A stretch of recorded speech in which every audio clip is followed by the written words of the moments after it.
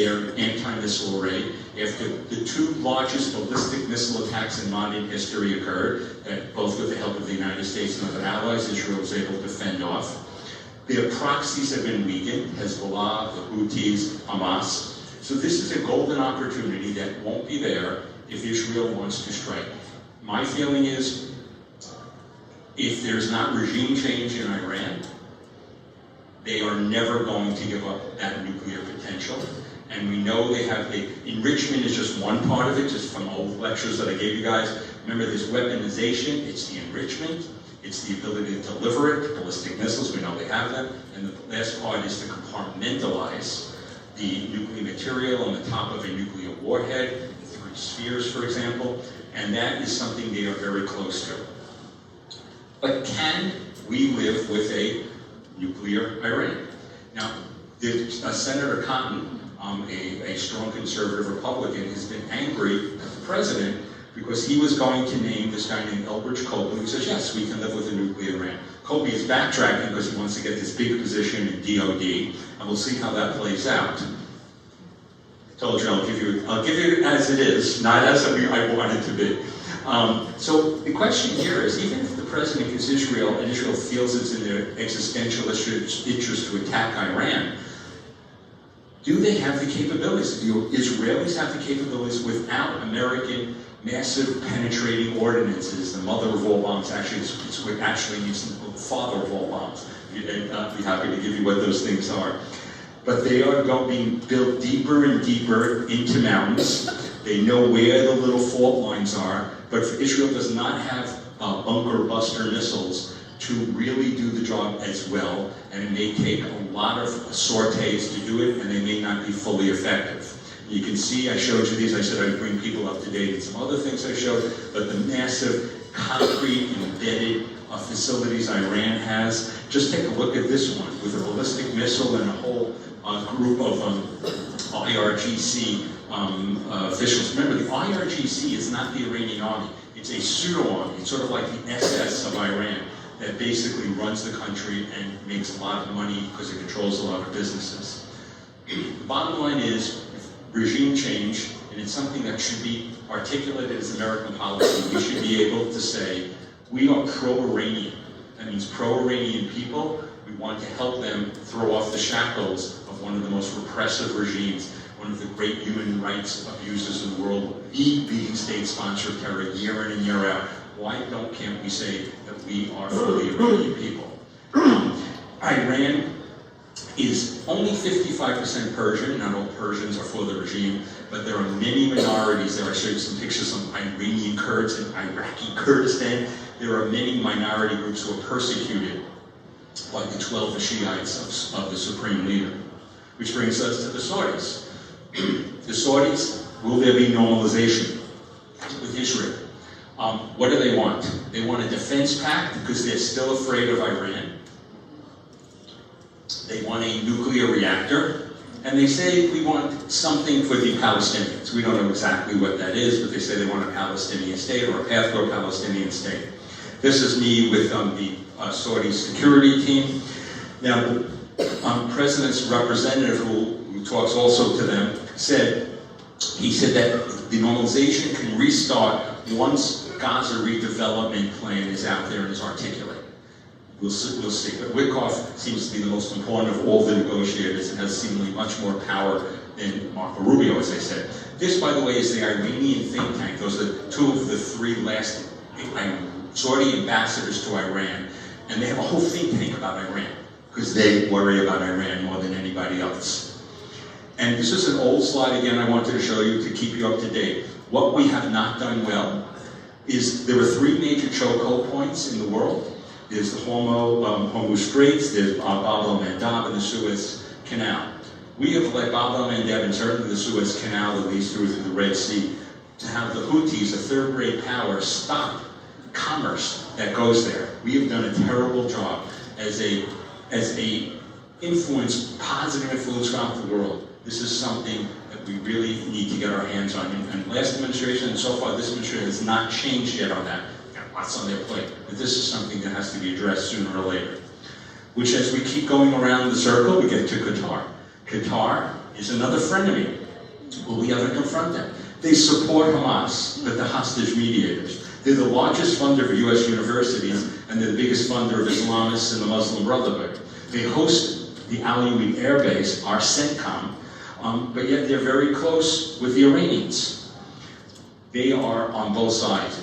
Somebody needs to get out and push them in a direction towards us. They share the world's largest gas field with the Iranians. I know why they need to work with the Iranians for economic interest, but we cannot let them remain here. Many of people, including people in the administration, have lots of very lucrative deals with the Qataris. But American national security interest needs to get the Qataris involved. The Qataris were very angry that the Israeli Shin Bet, the FBI, came out with reports saying that that humanitarian aid that was going in reached Hamas. And they said, hey, guys, you Israelis, you're the ones also who let it in. We work with you. Sad truth is that's true. And I knew that because I was in Doha. I was with the ambassador and going back in May 2023. He told me Mossad's here all the time.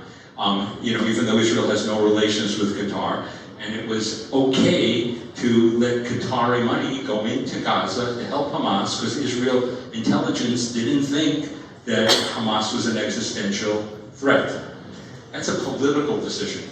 And I'm not going to get into Israeli politics, but as a surgeon, I was the captain of the ship. The captain of the ship from October 7th hasn't been examined yet. And many Israelis would like there to be an investigation that's not just of the IDF, but of the Israeli political echelon that allowed Qatari money to come in. And we also should be putting pressure on Qatar because they own Al Jazeera, they control Al Jazeera, it's an authoritarian regime, they're anti-American. We should be leaning on the Qataris to stop the anti-Americanism. Let's put aside the anti-Israel and anti-Semitism that they propagate. Our last topic, just to keep you going, is fighting anti-Semitism in America on the left and the right. So the Senate Judiciary Committee has been holding hearings. Senator Grassley is the chair, the ranking member is Senator Durbin. Senator Durbin, to his discredit, refused to hold anti-Semitism hearings when he was the chair for the last few years. He eventually did a all hate matters kind of a seminar that diluted anti-Semitism and it had witnesses who minimized anti-Semitism. To Senator Grassley's credit, they are now holding hearings and to protect Jews. In the Department of Justice, there's an anti-Semitism task force. The message, quote, is, my message to Jews is help is on the way. Local prosecutors did not file hate charges. Colleges may have violated federal law. And so there really are things that are happening that are good. Just to give you an idea, I think a long time ago I gave you kind of all the things that happen on colleges, which is old hat now. I'm just giving you the new things that are happening on colleges. They haven't gone away. Things are better, but not great. Yale Law School, a scholar who is the deputy director of Yale Law School's Law and Political Economy project. She is part of a U.S.-sanctioned terror fundraising organization. Charlotte Cates at Columbia was teaching students Palestinian resistance. She also went to Nasrallah's, the criminal leader of Hezbollah, went to his funeral. What did she say there? This is a teacher at Columbia. He's the greatest anti-imperialist leader. He's a great Arab and international revolutionary, beloved speaker of truth and warrior of justice. And this is at Columbia. I do believe both of these people are being examined or on suspension at this point, but only because what they said was so outrageous that the universities had to act. They got to a point. So I give the Trump administration tremendous credit for canceling or pausing the $400 million in grants to Columbia. Secretary of Education, for long as the Department of Education exists, Linda McMahon said, since October 7th, Jewish students faced relentless violence, intimidation, anti-Semitic harassment, only to be ignored by those who were supposed to protect them.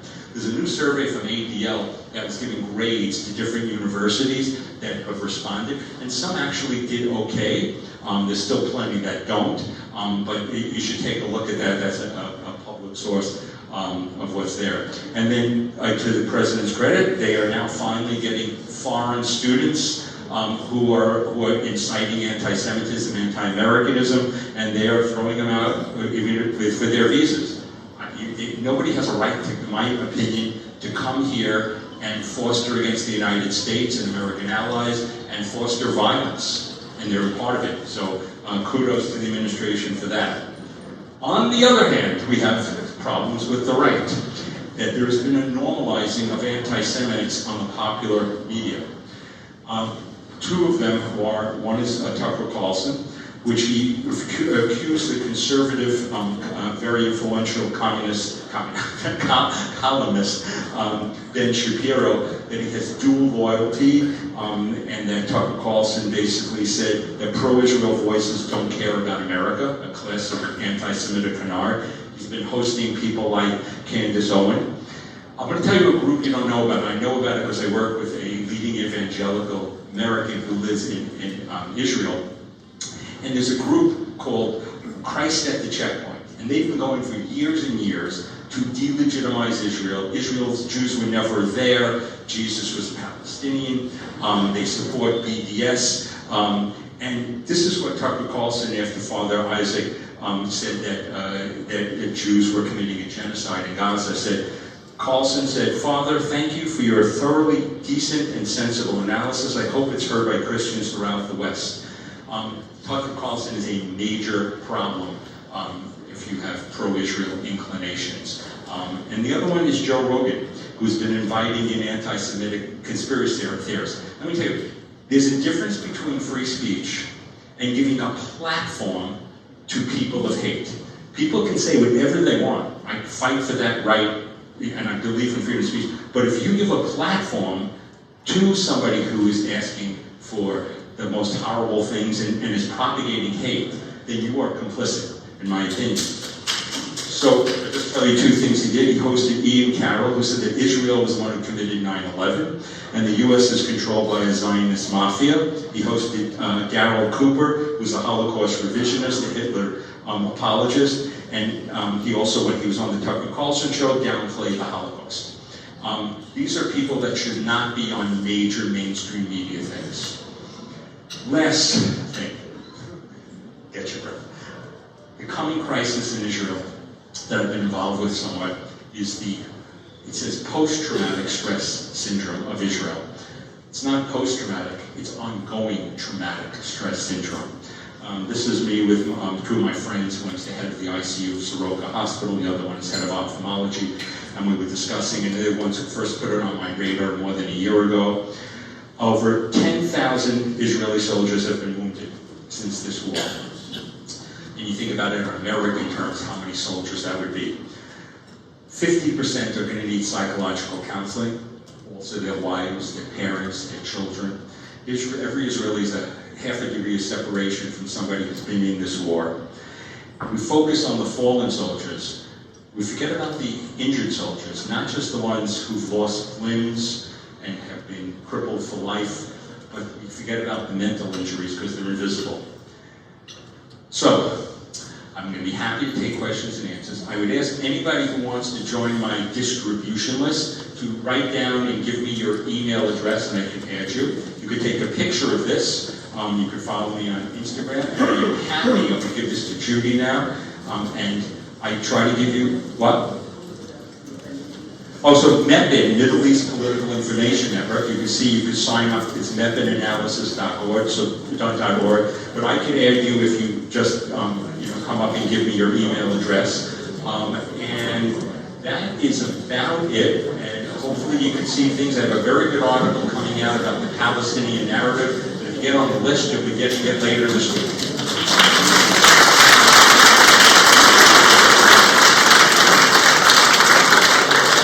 Okay. I hope you don't give us a test because I don't even have 10% in my head. It was overwhelming, but thank you so very much. Anybody have any questions? If you do, please come up here. And speak loud so I can hear you. And thank you. Hi, Ron Silverson. In 1947, at the end of the British Mandate, where they were creating what became all these problems, in my reading, there were a lot more Palestinians in Palestine, for want of a better term, than there were Jews.